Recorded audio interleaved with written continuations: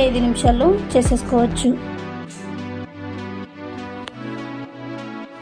పిల్లలకు evening times ఇంటికి వచ్చినాక వాళ్ళకి ఏమైనా స్నాక్స్ అవి దాని బదులు చేసి పెట్టాలి. ఇలా హెల్తీగా ఇంట్లో జొన్న రొట్టెతో కానీ బియ్య పిండితో కూడా చేయొచ్చు. ఇలాగే బియ్య పిండి కంటే కూడా జొన్న పిండితో చాలా టేస్టీగా ఉంటుంది.